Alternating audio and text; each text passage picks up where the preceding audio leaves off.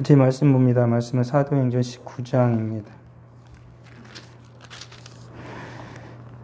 1절부터 20절 말씀까지입니다. 사도행전 19장 1절에서 20절 말씀.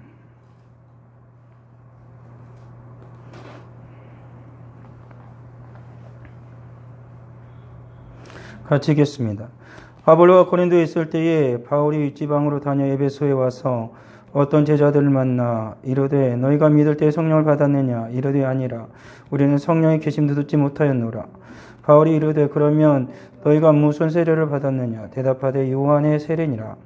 바울이 이르되 요한이 회개의 세례를 베풀며 백성에게 말하되 내 뒤에 오시는 이를 믿으라 하였으니 이는 곧 예수라 하거늘 그들이 듣고 주 예수의 이름으로 세례를 받으니 바울이 그들에게 안수하며 성령이 그들에게 임하심으로 방언도 하고 예언도 하니 모두 12사람쯤 되니라. 바울이 회당에 들어가 석 달 동안 담대히 하나님 나라에 관하여 강론하며 권면하되 어떤 사람들은 마음이 굳어 순종하지 않고 우리 앞에서 이 도를 비방하거늘 바울이 그들을 떠나 제자들을 따로 세우고 두란노 성원에서 날마다 강론하니라. 되동안 이같이 하니 아시아에 사는 자는 유대인이나 헬라인이나 다 주의 말씀을 듣더라. 하나님이 바울의 손으로 놀라운 능력을 행하게 하시니 심지어 사람들이 바울의 몸에서 손수건이나 앞치마를 가져다가 병든 사람에게 얹으면 그 병이 떠나고 악귀도 나가더라. 이에 돌아다니며 마술하는 어떤 유대인들이 시험삼아 악귀 들린 자들에게 주 예수의 이름을 불러 말하되 내가 바울이 전파하는 예수를 의지하여 너희에게 명하노라 하더라.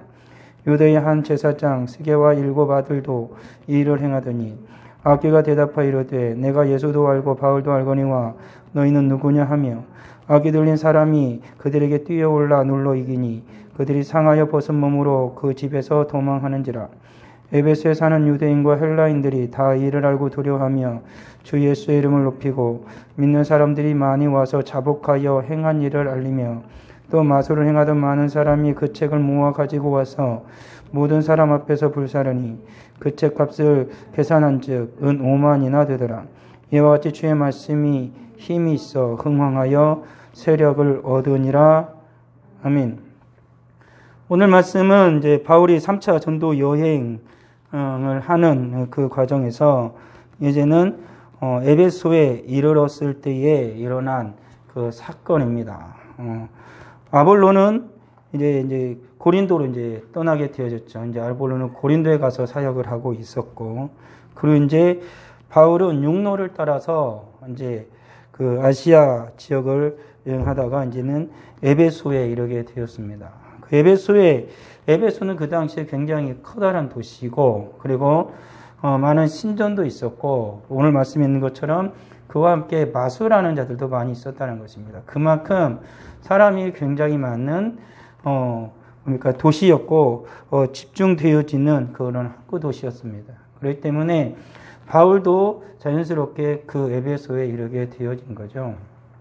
그곳에서 이제 바울이 사람들을 만나게 되어졌고 제자들을 만나게 된 예수 믿는 사람들, 예수를 믿는다고 하는 사람들을 만나게 되었는데 여기서 이상한 건 뭐냐면 아볼로와 같이 요한의 세례는 알고 있었는데 이들이 성령의 세례에 대해서는 알지 못하였다라는 것입니다. 그러니까 아직도 복음이 전해지긴 했는데 이 에베소에 있던 이들은 예수 그리스도에 관해서 요한이 전하는 예수 그리스도에서는 알았지만 예수 그리스도가 부활하시고 승천하셔서 제자들에게 오순절에 베이심의 성도들에게 성령을 부어주신 사건에 대해서는 알지를 못하고 있었던 상황으로 보여지는 것이지요. 그러니까 우리들이 믿음과 신앙생활을 할 때 이와 같이 예수를 믿습니다. 그렇지만 우리들이 예수를 믿지만 예수 그리스도를 아는 지혜와 지식이 모두 다 똑같은 건 아닙니다. 그렇기 때문에 오늘날을 살아가는 우리들이 더욱 예수 그리스도를 알기 위하여 힘쓰는 자들이 되어야만 하는 것이지요. 뿐만 아니라 예수 그리스도 온전히 알기 위해서 오늘 말씀 속에서 우리가 분명히 깨달아야 할 건 뭐냐면 성령의 도우심이 있어야만 한다라는 것입니다. 성령의 도우심이 있어야만 예수 그리스도를 바로 알 수 있는 것이고 예수 그리스도의 능력을 또한 행할 수 있는 자들이 되어진다라는 사실이지요. 그리고 이 예수 그리스도는 오늘 말씀에서 우리가 잠깐 본 것처럼 어떠한 이들의 구속되어지는 것이 아닙니다. 예수 그리스도의 이름을 단순히 내가 가지고 있다 그래서 그 자체가 능력이 되는 것이 아니라 성령 하나님의 역사하심으로 말미암아 예수 그리스도의 이름으로 구하거나 예수 그리스도의 이름으로 우리가 악한 자들을 향하여 악귀를 향하여 명령하게 되어질 때 그 능력은 반드시 나타나게 되어진다라는 것이지요. 이것은 예수님께서 말씀하신 것이 그대로 실현되어지는 거죠.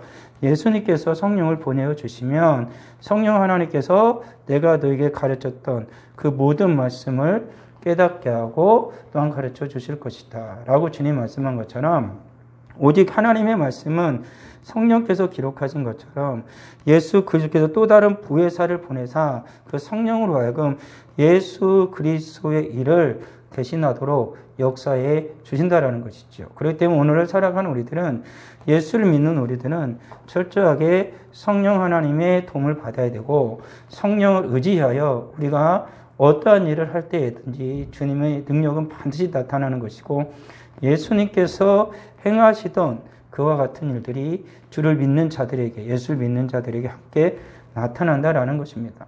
그러기 오늘 살아가는 우리들이 이 예수 그리스도를 믿는 우리들이 성령을 더욱더 사모해야 되고 성령 충만할 뿐만 아니라 성령을 의지하여 우리가 주님의 이름으로 구하고 어떠한 일을 행한다라면 때가 되면 반드시 열매 맺는 역사가 일어나게 될 거라는 사실이 있죠.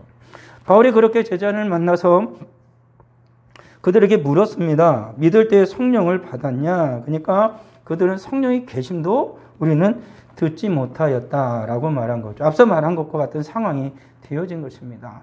이들이 예수를 믿는데 성령을 모르는 것이죠. 그러면 너희들이 세례를 받았냐? 그러니까 세례를 받았다. 그러니까 무슨 세례를 받았냐?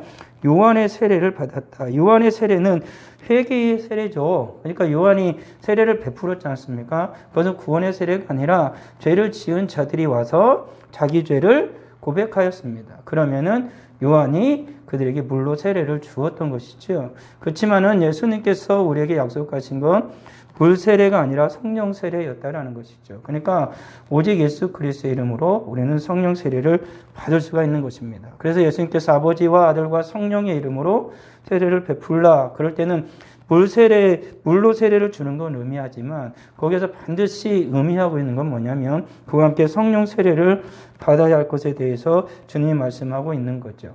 그래서 바울이 이렇게 말한 겁니다. 요한이 회개의 세례를 베풀며 라고 말했던 거죠. 그러니까 현재 이들이 알지 못하는 것입니다. 율법에 사로잡혀 있었고 그들이 율법으로 의로워질 거라고 생각했는데 여전히 율법은 그들이 죄를 깨닫게 할 뿐이라는 것이죠. 그렇기 때문에 그들이 죄인인 것 스스로가 알았습니다. 그렇지만 죄를 용서할 길이 없었거든요. 그래서 요한이 그들에게 회개의 세례를 베풀고 내 뒤에 오시는 이 곧 예수를 믿으라 했다라는 사실이죠.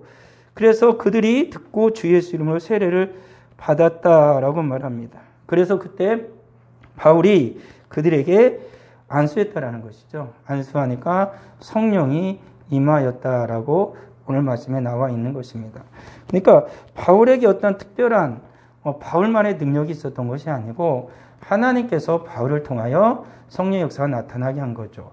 마치 바울이 맨 처음에 예수님을 거스르고 다메섹 도상으로 갈 때 그에게 아나니아라는 선지자가 와서 그에게 안수할 때에 그의 눈에 있는 비늘이 떨어지고 그가 비로소 죄님을 깨달아 알게 되어지고 그리고 예수 그리스도를 말미암아 세례를 받을 때 성령을 그때 받은 것으로 우리가 알 수 있는 것처럼 그와 같은 역사가 일어나게 됐다라는 것이지요. 이것은 하나님께서 바울을 통하여서 에베소에 있는 제자들이 성령 세례를 알지 못하고 성령을 받지 못하였기에 하나님께서 바울을 통하여 그렇게 역사해 주신 것입니다. 베드로도 그러지 않았습니까? 베드로가 백부장의 집에 갔을 때 많은 사람들이 모였을 때 베드로는 그때는 안수했다 아니고 말씀을 전할 때 말씀을 듣는 무리들에게 또 성령이 임하였다라고 성령 세례를 받았다라고 말씀하고 있는 것이죠. 그러니까 하나님께서는 우리 주님께서는 성령 세례를 베푸실 때에 여러 가지 방식으로 베푸십니다. 바울과 같이 안수할 때도 베풀고 하나님의 말씀을 들을 때에 성령이 임하여서 성령 세례를 받기도 합니다. 근데 바울이 이 당시에 성령 세례를 베풀 때, 그리고 베드로가 말씀을 전할 때 성령이 임할 때는 특별한 현상이 나타났다는 것이죠. 그건 뭐냐면 방언을 받는 일이었고, 또 하나는 예언을 하는 일이었다라는 것입니다. 이때는 신약의 성경이 완전히 기록되지 않은 상황이었고, 그리고 구약의 말씀이 예수 그리스도를 통하여 새롭게 열리는 경험을 하게 되는 겁니다. 그것은 왜 그러냐면 예수 그리스도가 메시아라는 확실한 것을 깨닫게 하는 일이었다는 거죠. 그리고 율법으로 말미암아 그들이 구원을 받지 못하고 예수 그리스도의 이름으로 세례를 받을 때 성령이 임하심으로 말미암아 그들이 진정 구원받은 하나님의 백성이 되어졌다라는 확실한 표가 필요하였기 때문에 이 당시 초대교회 그 당시에는 이와 같이 성령의 역사가 일어나는 곳에서는 반드시 이런 기적이, 이적이, 그리고 때로는 성령의 은사들이 강력하게 나타났다는 것을 우리도 알 수가 있는 것이죠. 그러기 오늘을 살아가는 성도들도 여전히 예수를 믿는 자들은 방언을 하는 이들도 있고 여러 가지 은사를 받고 지혜를 하는 이들이 있습니다. 그렇지만 성령의 은사라는 것은 방언은 특별히 눈에 보이게 나타나는 것이고 예언도 그렇죠. 그렇지만은 로마서나 고린도전서에 보게 되어지면은 성령의 은사는 여러 가지로 나타나 있습니다. 그 모든 성령께서 주시는 은사가 되어지는 거죠. 그리고 성령께서 은사를 주시는 이유는 우리가 갈라디아서 보는 것처럼 뭡니까? 성령의 열매를 맺게 하기 위함이다라는 사실 또한 잊어서는 안 되는 것이죠. 그러니까 은사를 받는 것도 굉장히 중요하지만 더 중요한 건 열매를 맺는 것이지요. 그러기 오늘 살아가는 우리들이 성령의 은혜를 충만히 받고 성령께서 주시는 은사를 말씀에 있는 근사들을 받고 우리들이 그 말씀에 따른 열매를 맺는 하나님의 거룩한 백성이 되어야 한다라는 것이죠. 그렇게 바울이 세례를 줄 때 성령이 임하셨고 그들은 방언과 예언을 했습니다. 근데 12사람쯤 되었다라고 오늘 성경은 말하고 있는 것이죠. 많은 사람이 아니라 그곳에 모여있는 이들 가운데에 바울이 그들에게 안수할 때 12명 정도가 성령 세례를 받게 되어졌다라고 말하고 있는 것입니다. 그리고 바울은 계속 그 에베소에 남으면서 어떻게 했냐면 석 달 동안 담대히 하나님 나라에 관하여 권면했다라고 말하고 있습니다. 하나님의 나라 천국에 대해서 예수님께서도 맨 처음 복음을 전할 때 그 시작이 이러거든요. 회개하라 천국이 가까이 왔다라는 말씀이었습니다. 그렇기 때문에 바울도 여기서 하나님의 나라에 대해서 말하고 있습니다. 여기서 천국과 하나님의 나라라는 말을 쓸 때 예수님은 이스라엘 백성의 때는 천국이란 말을 많이 씁니다. 그렇지만은 이곳에서는 하나님 나라라는 말을 쓰죠. 같은 말인데 그들이 인식하는 것이 다른 의미가 있기 때문에 그렇습니다. 그래서 바울은 하나님의 나라에 대해서 그들에게 강론하기 시작했던 것. 그들이 이해할 수 있는 그런 말이었기 때문에 하나님 나라에 관해서 말을 해준 것입니다. 하나님 나라라는 것은 바울이 전하는 것은 성경에 나와 있는 것처럼 이 땅에 있는 것이 아니라 이 땅에 속한 육의 사람이 아니라 성령이 임함으로 말미암아 그들이 이 세상에 속한 육체에 거한 모든 죄악의 일들을 벗고 우리 주님께서 기뻐하시는 하나님께서 기뻐하시는 하나님의 뜻을 행하는 것, 하나님의 일을 행하는 것, 그것이 이 땅에서의 시작이 되어지고 결국에는 완전한 하나님의 나라, 천국이 또한 임하게 되어진다는 것을 가르쳤을 것입니다. 그러니까 하나님의 나라라는 것은 단순히 이 땅과는 전혀 별개인 눈에 보이지 아니하는 저 위에 있는 그곳이 아니고 주님이 말씀하신 것처럼 하나님의 나라는 이 땅 가운데서 실현이 되는 거죠. 곧 하나님이 다스리시는 그곳, 하나님의 주권이 행사되어지는 그곳이 바로 하나님의 나라 아니겠습니까? 하나님의 나라라는 것은 나라가 있다는 것은 하나님의 주권이 왕으로 행사가 되어지고 그리고 그곳에 국민이 있다는 거잖아요. 나라라는 개념이. 그렇기 때문에 하나님의 거룩한 백성이 이 땅에 있고 하나님의 주권의 행사가 되어 성령이 임하심으로 말미암아 예수 그리스도가 그들을 다스리시고 왕이심을 스스로가 예수님께서 보이시는 거죠. 그렇기 때문에 하나님의 나라는 여전히 이 땅에서도 실현되고 있다는 것입니다. 그렇지만 그 하나님의 나라가 이 인간이 구하는 이 세상에서는 완전할 수 없는 거죠. 왜 그러냐면 우리의 구원도 우리가 구원을 받았지만 완전한 구원은 주님이 오시는 그날에 우리가 예수 그리스도와 함께 하나님 나라에 부활해서 승천해서 누리는 그때에 완전히 이루어지게 완성이 되어지는 것처럼 하나님의 나라는 이미 시작이 되어지기 시작하는 겁니다. 성령이 임하는 순간 그곳은 이미 하나님의 나라가 시작이 되어지는 것이죠. 그리고 성도가 이 땅 가운데서 계속 성화의 과정을 거치면서 하나님의 예수 그리스도를 닮은 자들로 점점 거룩해지고 예수 그리스도의 장선 풀령에까지 이르는 것입니다.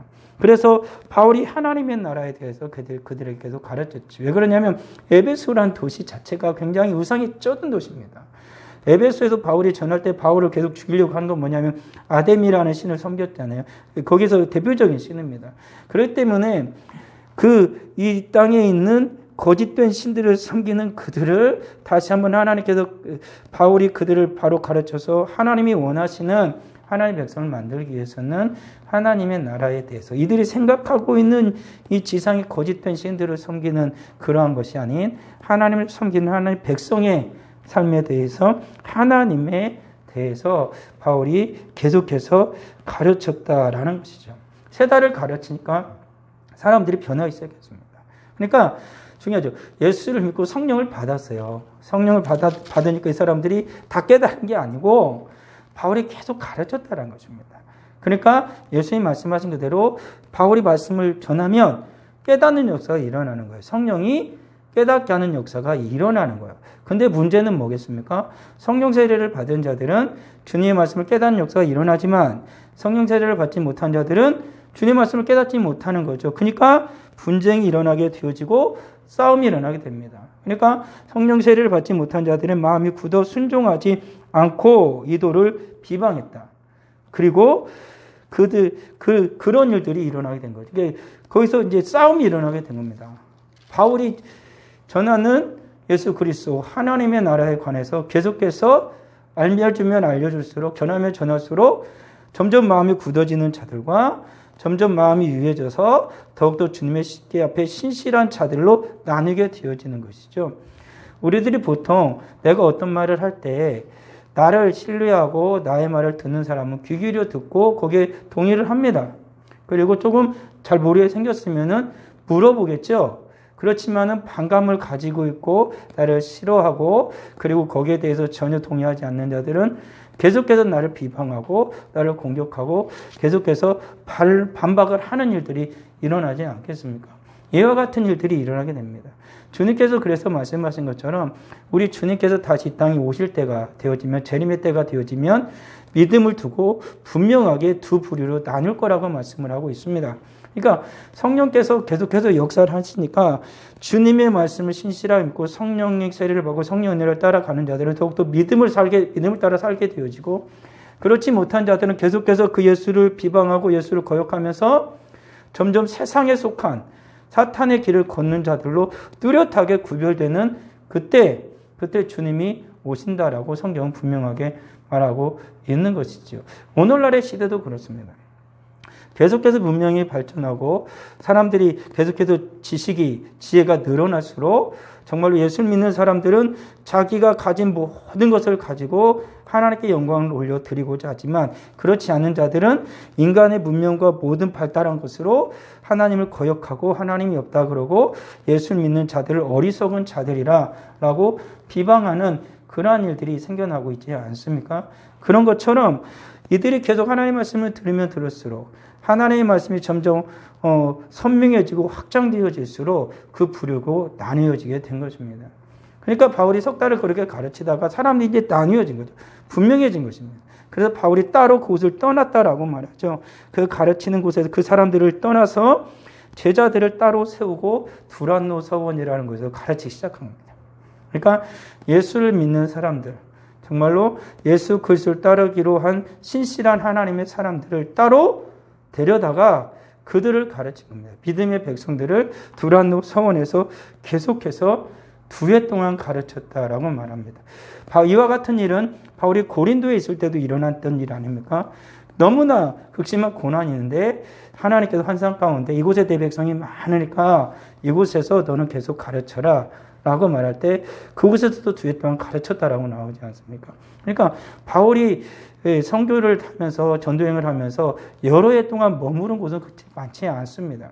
그렇지만 바울이 집중적으로 머무른 곳에 보게 되어지면 굉장히 우상의 도시고 분명히 발달돼서 사람이 많은 곳에서는 바울이 그곳에 더 많이 거했다는 걸 분명히 알 수 있는 거죠. 그러니까 오히려 고난과 고통이 심하고 저항하는 자가 많은 곳이면 많은 곳일수록 바울은 그곳에 더 오래 머물도록 하나님이 역사하셨고 그곳에서 바울은 떠나는 것이 아니라 그곳에서 악한 자 사탄의 세력과 어둠의 세력과 싸우는 일을 감행하고 있었다는 거죠. 그러니까 오늘 살아가는 우리 예수를 믿는 우리들도 어둠의 세력이 짙어지면 짙어질수록 그들을 피하는 것이 아니라 정말로 예수 그리스도의 복음의 진리에 서서 그것들과 싸워야 되는 것입니다. 그래야만 주님께서 그곳에서 역사가 일어나게 되어지는 것이죠. 오늘날을 살아가는 이 시대 속에서 믿음이 점점 흐릿해져 가고 있다고도 하지만 그와는 반대로 정말로 신실한 하나님의 백성들은 더욱더 믿음을 확고하게 세우는 이들이 또한 많아지고 있다는 사실을 잊어서는 안 된다라는 사실이죠. 그러게 우리가 예수를 믿는 자로서 우리의 믿음을 분명히 하고 선명하게 세워야만 하는 것이죠. 그래서 바울은 두란노선에서 날마다 강론했다, 가르쳤다라는 것입니다. 그곳에 모여있는 이들을 계속해서 가르치고 또 가르쳤다라는 것이죠. 2해 동안 이같이 하니 아시아에 사는 자는 유대나 헬라인이나 다 주의 말씀을 듣기 시작한 겁니다. 그러니까 바울이 끊임없이 전하니까 믿는 자들이 점점 많아졌고 유대인이나 헬라인이나 모든 자들이 두란노 사원에 와서 예수 그리스도의 말씀을 듣고 믿는 자들이 점점 많아지기 시작한 겁니다. 그때 하나님께서는 바울의 손을 통하여 또한 기적의 역사, 이적의 역사가 일어나겠죠. 왜 그러냐면 에베소라는 도시가 우상을 섬기는 도시예요. 신을 섬기는 도시라고요. 그것도 강력하게 그들이 그 도시 자체가 섬기는 신이 있었어요. 그러니까 이것은 영적 전쟁이 일어나죠. 그렇기 때문에 참된 신이 누구인가에 대해서 싸움의 역사가 일어나는 거죠. 주의 말씀을 전할 뿐만 아니라 하나님께서 바울을 통하여서 성령의 역사로 말미암아 이적이 나타나게 하는 놀라운 일들이 더욱더 크게 벌어지게 했다라는 것입니다. 바울의 손으로 놀라운 능력을 행하게 하시니 심지어 사람들이 바울의 몸에서 손수건도 가져다가 또는 앞치마를 가져다가 병든 사람에게 얹으면 그 병이 떠나고 악귀도 나가는 역사가 일어난 거죠. 그러니까 귀신의 역사가 에베소의 교회에서 강력하게 일어나고 있었고 그리고 그 가장 사람들이 많고 발달된 도시라고 했지만 여전히 그곳에는 못 살고 병든 자들이 같이 있었다라는 것이죠. 그런 상황 속에서 그 에베소에 있는 신이 하지 못하는 일을 하나님 예수께서 보내신 바울을 통하여서 하나님께서 역사하시는 것을 그들에게 보여주는 겁니다. 그러니까 참된 신이 누군지를 보여주는 거죠.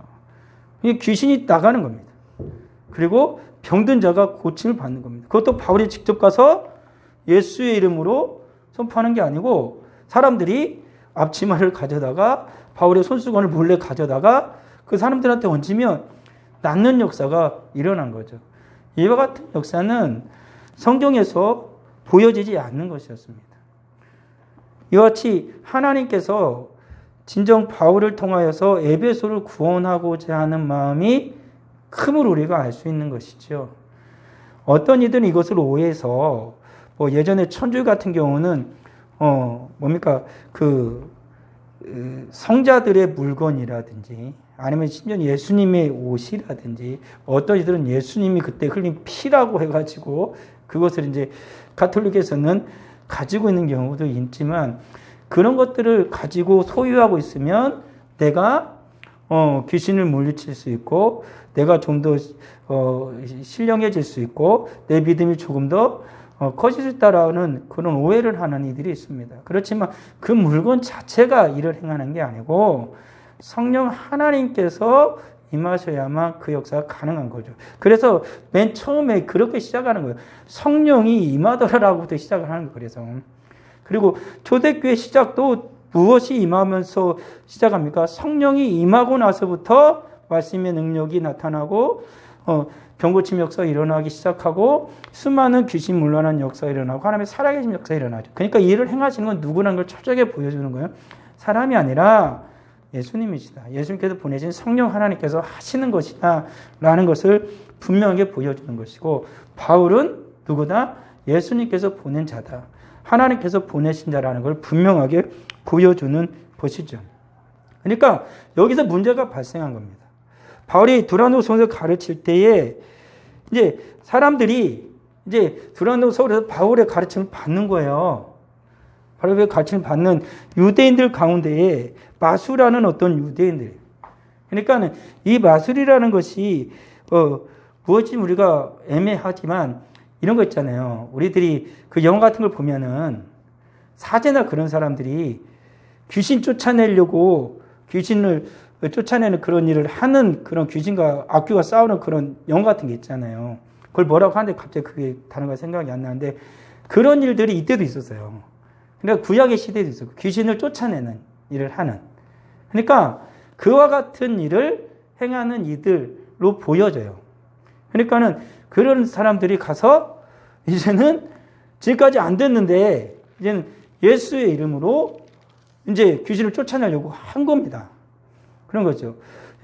우리들이 영화 같은 걸 보게 되어지면 뭡니까 성수를 성수라고 성수 뿌리고 십자가 들이대고 이게 뭡니까 지금까지 오랫동안 전해오던 신령한 물건이라 그래서 그걸 가지고 막 칼이나 그걸 가지고 막 싸우고 그러는 거 일어나잖아요.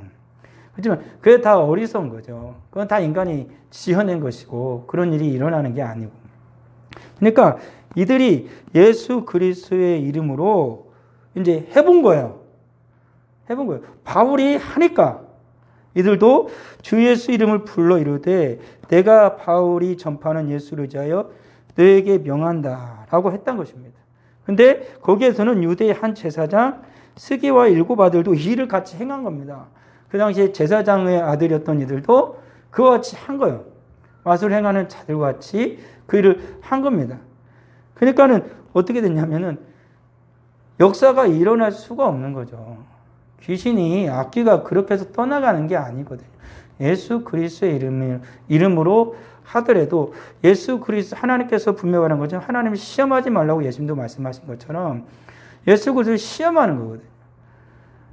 분명히 귀신이 쫓겨나는 거나 아니면 주님의 역사에 일어난 것은 성령께서 주시는 그 믿음으로 진정한 믿음으로 구하고 진정한 믿음으로 외칠 때 기도하고 싸울 때에 그런 역사가 일어나는 것입니다. 그러니까 시험 삼아 해본 것입니다.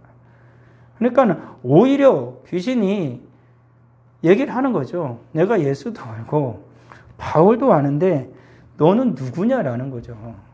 그러니까 웃기지 말라는 거 아니겠습니까? 우리가 예수 그리스도를 믿습니다. 그렇지만 예수를 믿는다라는 것은 어떻게 하면 이렇게 해보면 뭐가 될까? 이렇게 하면 뭐가 될까? 그런 게 아니고요. 우리의 진정한 믿음을 가지고 오직 예수를 의지하고 주님의 인도하심을 따라 간절히 구하고 주 앞에 나아갈 때 그런 일이 일어나는 것입니다. 그것이 바로 주님께서 역사하시는 일이 되어지는 거죠. 어떤 이들은 이런 것을 가지고 주님을 이렇게 하면은 야곱도 그랬고 그리고 또 사사 중에 그 솜으로 그 양털을 가지고 기도했던 게 누구죠? 갑자기 생각이 안 나네. 기도원도 그랬잖아요. 그러니까 그래도 그랬지 않았느냐라고 얘기하는 이들이 있는데 그거는 전혀 다른 것입니다. 그들도 주님의 환상을 야곱은 보았어요. 사닥다리를 보았고 거기에 대한 믿음의 고백이었어요. 그리고 바울은 그 야곱은 그 믿음의 고백 그대로 다시 베델에 올라서 하나님 앞에 다시 나아가지 않습니까? 그 기드온도 주님의 사자를 만났고 주님의 사자를 통하여서 그는 확신을 얻었고 그래서 하나님 말씀을 다시 싸워서 싸우잖아요. 주님 말씀대로 다 말씀 듣고 300명만 데려가서 그런 것처럼 이것은 다른 거죠. 이것은 철저하게 무엇을 때문에 하는 거예요? 야곱이나 기드온 같은 경우는 하나님의 영광을 위하여 주님의 인도하심을 따라 하는 과정에서 하는 거지만 이들은 마술사들이나 스게와 일곱 아들 같은 경우는 철저하게 무엇 때문에 자기 욕망 때문에 욕심 때문에 하는 일이 되어졌다라는 것이죠. 그러니까 우리가 예수를 믿고 주님 앞에 구하는 것들이 진정 하나님의 영광이 되어지고 나의 믿음과 신앙을 주님 앞에 온전히 드리고자 하는 그러한 모습에서 하는 것인지 아니면 이것이 나의 욕심과 욕망으로 말미암는 것인지에 대해서 우리는 주님의 은혜 가운데 잘 분별을 할 필요가 분명히 있는 것이겠죠. 마치 내가 자녀를 정말로 사랑한다고 사랑으로 다 한다고 하는데 그것이 진정한 사랑일 수도 있고 어떤 것은 자기의 욕심일 수도 있잖아요. 가지고 애는 그냥 죽어라 싫고 막 하기도 싫은데 막 억지로 하는 거예요. 원장가 얘기했던 것처럼 그냥 부모가 초등학교 1학년짜리를 막 가자마자 막 학원을 그냥 대여섯 개를 빙빙빙 돌려. 그러니까 애는 맨날 올백을 맞아. 근데 애기가 원형 탈모가 생기고 있어. 이것은 뭔가 이상하잖아요. 부모는 아이를 위하고 아이의 미래를 위하고 아이를 사랑해 산다고 하지만 아이는 그 일 자체를 통하여서 고난과 고통 속에서 초등학생이 원형 탈모가 스트레스가 생기면은 이것을 사랑이라고 할 수 있냐라는 거죠. 이건 무엇이 욕심이죠, 욕심. 부모의 욕심이죠. 아이를 위한 사랑이 아니고. 그렇죠. 우리들도 주님 앞에 구할 때 주님의 능력을 행하고자 할 때 이것이 자칫 잘못하면 나의 욕망과 욕심으로 치우칠 수 있기에 우리가 주님 앞에서 구하고 주 앞에서 살아가며 신앙생활을 할 때 주님의 영광을 위한 그 온전한 일이 되기를 늘 주님 앞에 구해야 되는 것이고 우리 마음을 겸손하게 행해야 한다라는 사실이죠. 결국에는 그렇게 주님의 이름을 가지고 시험을 하다가 하나님을 시험하다가 악귀가 그들에게 뛰어올랐다 그랬죠. 그러니까 그들이 상하여 벗은 몸으로 그 집에서 도망갔어요. 멀쩡하게 옷 입고 갔다가 귀신이 그들을 막 옷을 찢고 그러니까 미친 듯이 소위 말하면 발광 비슷하게 하다가 벗은 몸으로 도망갔대요. 벗은 몸으로. 홀딱 빨개빛 가지고 도망을 간 거예요. 얼마나 수치스러운 것입니까? 그러니까 하나님은 시험을 받으신 주님의 분이 아니시란 거죠. 그러게 우리가 하나님 앞에 구해야 되지만 구하는 모든 것들이 진실함이 있어야 돼요. 우리 살아가는 모든 삶 가운데 정말로 이 가운데 구하는 것도 있고 때로는 우리들의 아이들의 미래를 위해서 또는 우리 아이들의 믿음과 신앙을 위해서 그리고 내 사업을 위해서 그리고 우리 가정을 위해서 때로는 이 나라를 위해서 구할 때가 있어요. 하지만 그 구하는 모든 것들이 정말 믿음으로 주님의 영광을 위하여 주님의 영광이 우리를 통하여 나타나기를 우리가 성령을 받은 사람들인데 정말 우리 그런 모든 걸 통하여 성령의 신실한 열매가 맺혀지기를 소망하며 구하는 자들이 되어야 하는 것입니다. 이런 것들 때문에 무서워서 이거 내가 내 욕심 때문에 구하는 거 아닌가? 라는 그런 두려움을 갖기 전에 히브리서 진짜 분명히 말한 것처럼 하나님께 나아가는 자는 믿음으로 하나님이 계신 것과 그가 상 주시는 자신 믿고 나아가라고 한 것처럼 우리가 예수를 믿는 믿음으로 내 믿음이 연약하고 두려우면 두렵다고 하고 하나님 믿음으로 더해달라고 하고 주 앞에 구하며 나가면 되는 것입니다. 그것이 오히려 겸손한 것이지. 그때 주님은 우리의 연약함을 도우시는 하나님이라 분명히 말씀하고 있고 우리를 도와주셔서 반드시 역사가 일어나게 할 거라는 것입니다. 그 일이 딱 일어나니까 사람들이 더 예수 그리스도를 두려워하는 것입니다. 거룩한 두려움이 임한 거죠. 이게 예수를 믿는 것이 우리의 욕심과 욕망을 믿는 게 아니구나. 마치 그 우리들이 아데미를 섬기는 것처럼 우상을 숭배하는 것처럼 내 욕심껏 섬기면 되는 것이 아니구나라는 것을 그들이 깨달아 알게 돼서 더욱더 예수 그리스도를 경외하게 되었다. 그리고 예수 그리스도 이름을 더욱더 높이게 되었다라는 것입니다. 여기서 주님의 역사가 일어나는 거예요. 그러니까 하나님께서는 모든 선한 자들을 바울을 통하여서도 하나님의 살아계심의 큰 역사를 일으키지만 오히려 주님을 향하여서 악을 행하려고 하는 이들과 통해서도 하나님은 또한 영광을 받으시는 하나님이시라는 것이죠. 그러니까 하나님의 영광은 인간이 힘으로 빼앗을 수 있는 게 아니라는 거죠. 하나님은 스스로 영광을 받으시는 분임을 분명하게 나타내고 있다는 것입니다. 그러기에 우리가 진정한 믿음의 백성으로서 바울과 같이 하나님께 영광을 올려드리고 하나님 우리를 통하여 영광을 받는 우리 믿음의 백성들이 되어질지언정 하나님을 시험함으로 말미암아 어리석음을 범하는 자들이 되어서는 안 되는 것이죠. 그래서 사람들이 더욱더 많이 나와서 믿는 사람들이 많이 와서 자복하고 행한 일을 알리며 또 마술을 많이 행하던 많은 사람들이 그 책을 모아가지고 와서 모든 사람 앞에서 불살하기 시작한 겁니다. 그러니까 이게 뭐냐면 신앙의 고백을 이제는 직접적으로 보여주는 거예요. 그러니까 믿음의 단계가 계속 보여지죠. 맨 처음에는 그들이 예수를 믿었는데 성령 세례를 받고 나서 그들이 배우기 시작합니다. 그리고 그들이 점점 변하기 시작하는 거죠. 그러니까 우리를 변하게 하는 건 하나님의 말씀이에요. 왜 하나님의 말씀을 자꾸 얘기하냐면 성령 하나님께서는 하나님의 말씀을 통하여 주님이 우리에게 주신 말씀을 통하여 우리를 가르쳐 깨닫게 하니까 우리의 지식이나 지혜가 아니라 우리의 상상이 아니라 그러니까 이들이 이태 동안 계속 배우면서 그 가운데 하나님의 역사가 일어나는 걸 보면서 이들의 삶이 변하기 시작하죠. 그러니까 그들이 어떻게 행했는지를 말해주는 거야. 와가지고 내가 이렇게 살았어요. 이런 일들이 일어났어요. 주님의 이름으로 이런 역사가 일어났어요. 그리고 마술을 행하던 자들은 마술책을 가지고 있던 자들은 그 책을 갖다가 다 헛된 것이란 걸 스스로 고백하고 진정한 능력을 행하는 진정한 하나님, 진정한 신은 오직 하나님이다. 오직 예수 그리스도뿐이다라고 고백을 하면서 지금까지 찾고 있던 마술책을 다 가져다가 불태우기 시작했다라는 것입니다. 은오만이라는 것이 얼마나 많은 건지 모르겠지만 우리가 생각하지 산더미처럼 쌓였을 것입니다. 소위 말하는. 그 에베소에 가면서 마술에 이끌려서 살아가던 사람들이 그 거짓된 책이나 모든 것들을 가지고 있던 것들을 다 가지고 와서 다 불살라 버리는 것이죠. 진정한 능력은 누구밖에 없다라고 이들이 고백하는 겁니까? 오직 예수님이다.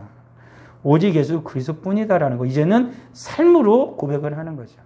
그러니까 우리의 믿음과 신앙의 고백은 이렇게 성숙해 가는 것입니다. 우리가 믿음과 예수를 믿지 않는 게 아니지 않습니까? 예수님을 사랑하지 않는 게 아니지 않습니까? 그렇지만 우리들이 내 삶을 온전히 주님 앞에 이렇게 보여주고 내가 세상을 사랑하던 것을 그대로 다 버리기까지는 쉽게 되어지는 게 아닙니다. 내 인격 자체가 온전히 변하여서 주님이 원하시는 온전한 삶을 살아가는 그 길까지는 많은 영적인 싸움이 있고 많은 눈물이 있어야 되고 많은 고민이 있을 수밖에 없는 거 아니겠냐라는 거죠. 근데 결국에는 주님께서는 승리하시는 주님이고 승리하신 주님이 우리에게 또한 승리를 맛보게 하시는 주님이시기 때문에 주님의 백성들이 그렇게 싸우고 때로는 좌절하고 실망하기도 하지만 주님께 그들을 계속 함께 하셔서 결국에는 이와 같이 승리하게 하시는 거죠. 삶으로 나는 확실히 예수를 믿는다라는 것을 사람들 앞에 공포하게 하고 보여주게 하는 것입니다. 오늘 살아가는 우리들이 시대가 점점 악해질수록 우리를 옥죄우지만 분명 사실 하나가 나타나잖아요. 힘들고 어렵고 정말로 외톨이가 되어지는 것 같은 상황이 이럴 때도 있지만 분명히 보여지는 거 하나가 있잖아요. 우리의 삶으로 내가 살아가는 모습 속에서 정말 예수 믿는 사람, 정말 하나님을 사랑하는 사람이라는 것이 나타나요. 그냥 감추어지는 게 아니에요. 빛이 산속에 있는 동네가 감춰질 수 없는 것처럼 어둠 속에서 빛이 감추어지지 않는 것처럼 음식에 소금을 넣으면 맛이 나는 것처럼 그리스도인들은 진정 성령의 사람들은 반드시 삶 속에서 그의 삶에서 예수를 믿는 자라는 것이 드러날 수밖에 없어요. 이것은 나의 능력이라기보다는 주님께서 끊임없이 나를 성숙시키는 거예요.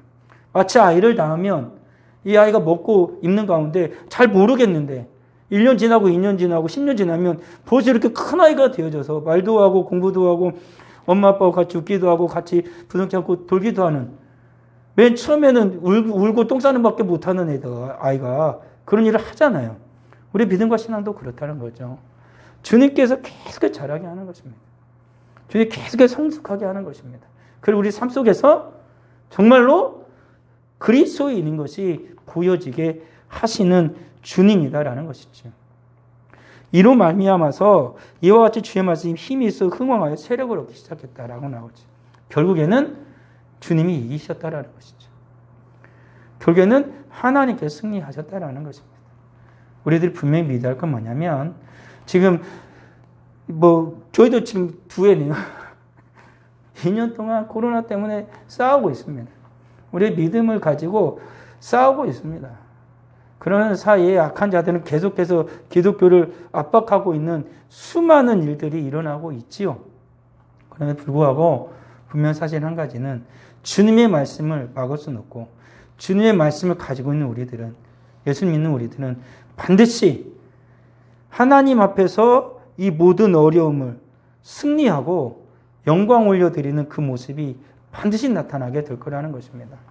코로나가 이제는 위드 코로나로 가면서 이제는 예배를 드리는 그때가 되어지면 정말로 믿음의 백성이 교회가 승리했다는 걸 세상에 반드시 보여줄 것이고 교회는 더욱더 찬란하게 하나님의 밝은 영광의 빛을 낼 것이고 또한 우리의 삶도 우리의 믿음을 통하여 하나님 앞에 구하는 모든 것들도 반드시 역사하시는 그 주님을 경험하게 될 거라는 것입니다. 그러기에 우리들이 포기하지 아니하고 주님을 계속 의지하여서 이 모든 상황을 믿음으로 이겨낸다라면 성령의 인도하심과 함께 되면 반드시 우리 주님께서 승리하도록 흥왕하고 세력을 얻도록 주님께서 역사해 주실 것입니다. 기도하겠습니다.